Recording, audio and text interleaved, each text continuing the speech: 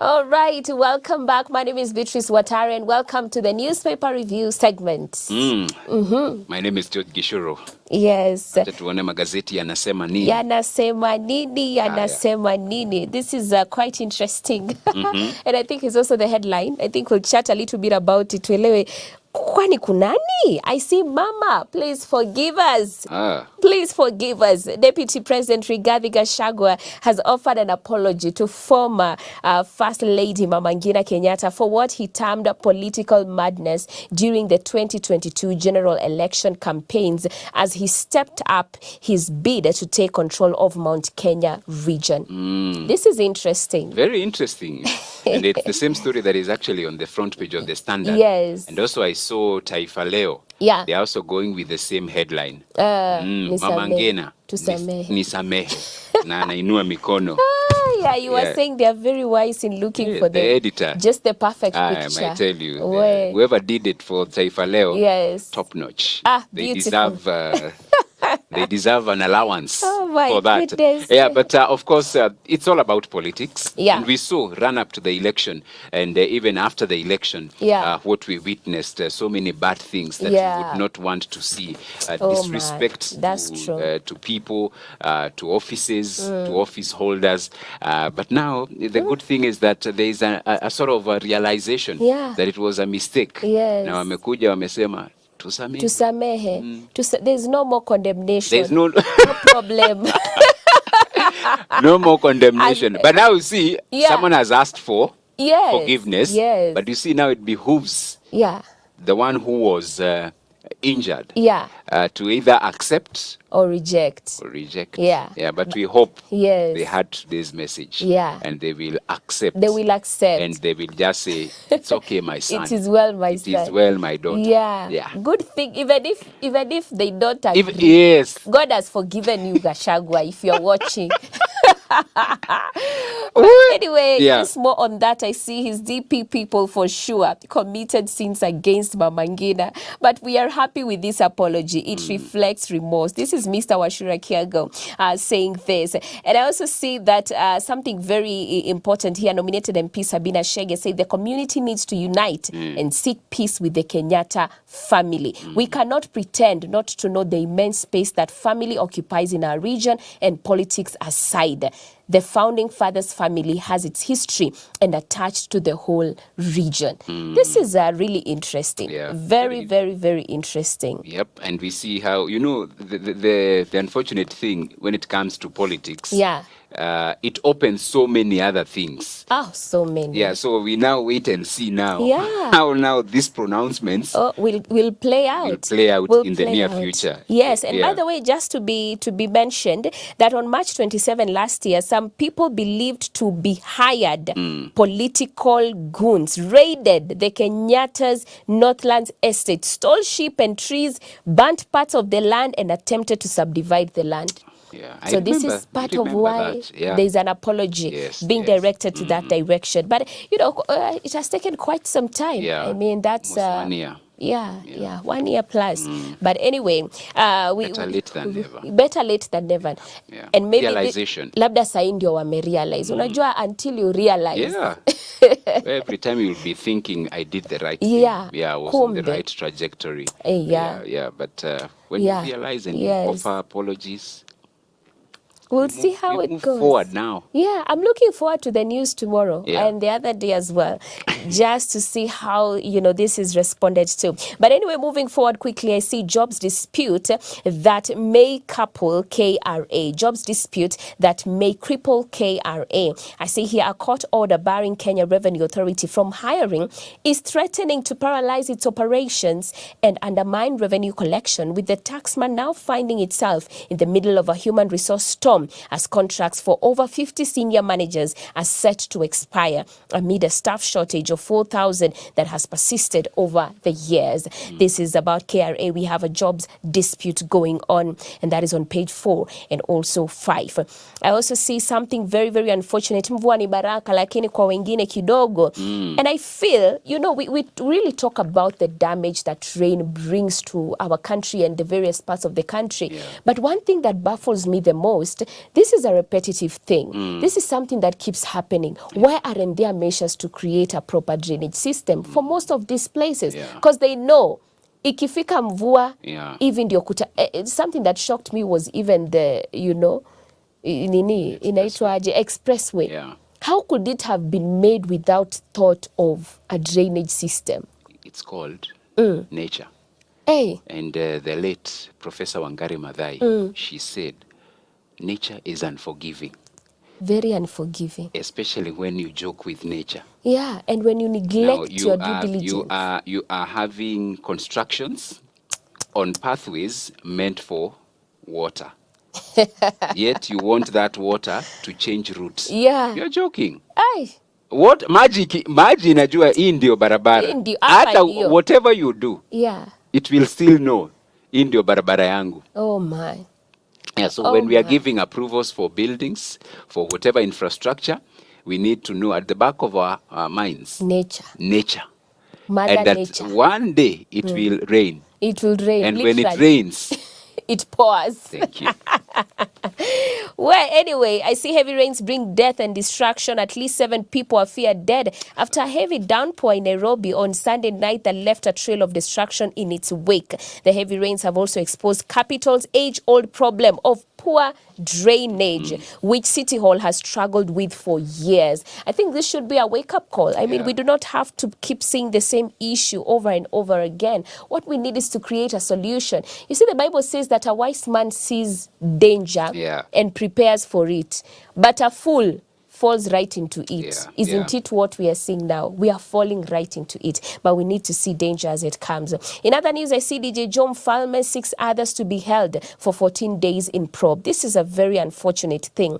I see Joseph Mwenda, popularly known as DJ Joe Mfalme, and 6 others are to remain in custody for the next 14 days to allow the police to conclude the investigations into the killing of Detective Felix Kintosi. That is on page 14.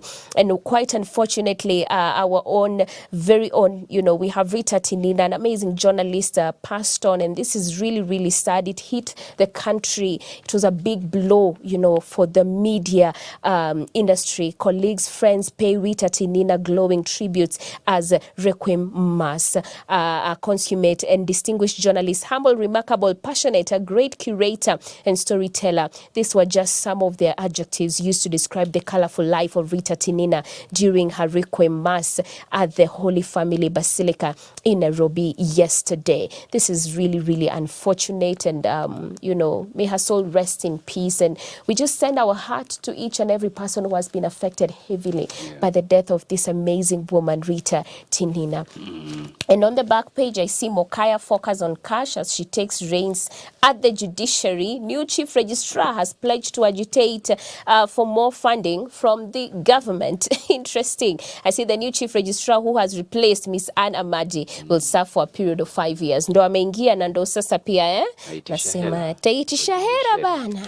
Yaitisha hera yataka waweze ku That's on the back page. And 42, I see wet and slippery route points to tough safari rally of old. Drivers plow through wet and slippery roads during route reconnaissance following overnight rains, which are forecast to continue transforming the safari rally from dusty, straightforward event to unpredictable tough race of yesteryears. Really unfortunate. The rain has definitely also affected that area of the safari rally and the sports arena. I also see juniors under pressure to keep 8-kilometer crown. Last year's winner has stepped up to 10-kilometer class, setting the stage for a new champion call for transformation, grow as Leopards turn 60 in style. Chairman Shikanda to meet clubs branches to enlighten them on proposed changes. Beautiful. They are just turning 60, the Leopards, and you can look at that story on page 41. That's it for the Daily Nation. Right, checking what's being reported in the Standard, the same story we highlighted. Gachagua walks back on Kenyatta's attacks. Humble pie. I'm sorry, Deputy President tells former First Family for his attacks on them and their enterprises as politics in Mount Kenya hots up. I tender our apologies to Mama Ngina and ask her to forgive us, just like her children. It was political bad manners and it shall never happen again. That is a quote attributed to Rigathi Gachagua. You can read that story on page 4. And again, the story you have highlighted, DJ, police face murder over officers killing.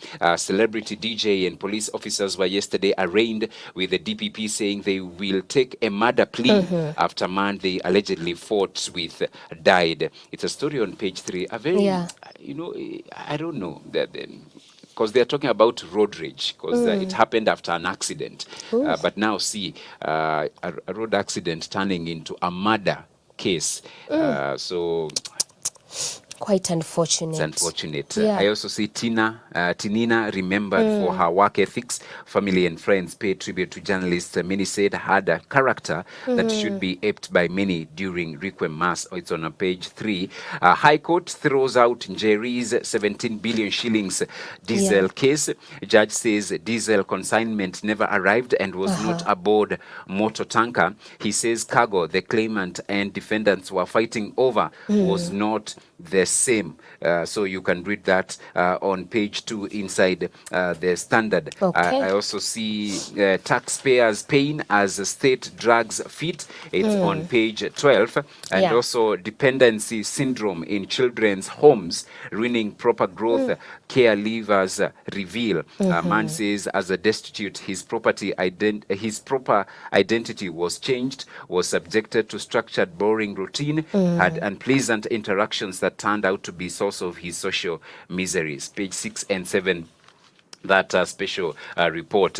I also see on page 27 some good news because they are reporting that KQ resumes flights to Eldoret Airport after 10-year hiatus. CS Murkomen says the airline's route expansion will open up Kenya and allow trade and business to bloom. Eldoret becomes KQ's 44th destination after Mogadishu.